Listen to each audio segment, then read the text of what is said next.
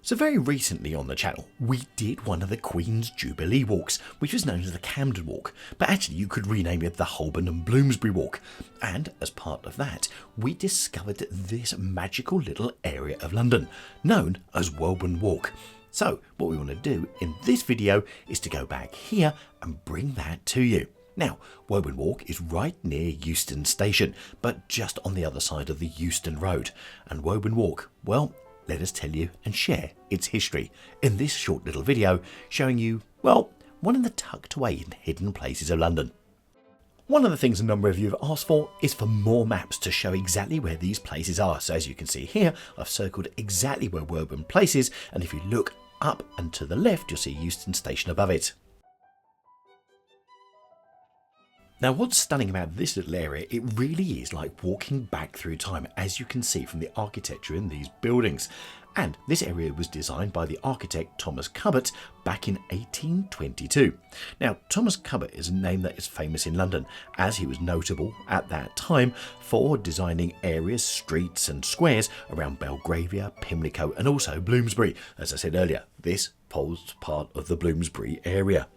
But he was also back then one of the first people when he set up his building firm in 1810 on the Gray's Inn Road near King's Cross in London. He was one of the first builders to have a modern system of employing all the trades under his own management. Yep, that's where it all started from. But just look at what he designed here.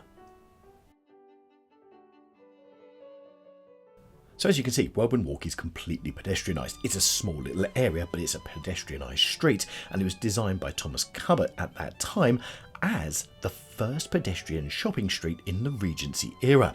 Now, its name comes from Woburn Abbey, which is the main country seat of the Dukes of Bedford, who developed much of the Bloomsbury area.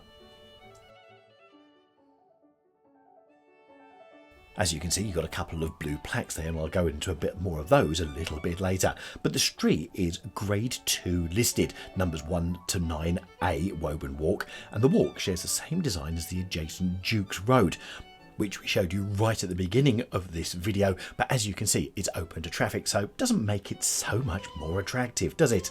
Anyway, today, down here, you've got shops, restaurants, and a cafe we're going to have to come back and try at some point, but we were going to do a coffee tasting here for the coffee channel, but they decided they were going to close up at 4 o'clock. Yeah, we were too late for it. Right, back to the blue plaques that we had. The first one from 1895 to 1919, the Irish poet and the Nobel Prize winner W.B. Yeats lived at what is today 5 Wolborn Walk. And the second plaque is from 1905 to 1906, the novelist Dorothy Richardson. She lived here as well at the same time as Yeats, just in another building over the other side. There you go, literary genius, all in one very, very small street.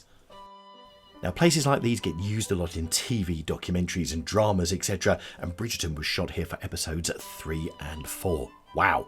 There you go. History in a very, very small street. But what a beautiful street of London. And we'll leave you with this beautiful view of this lamppost. And the walk that we mentioned right at the beginning of the video is in the top right-hand corner. So if you want to dip into that, we'll see you there.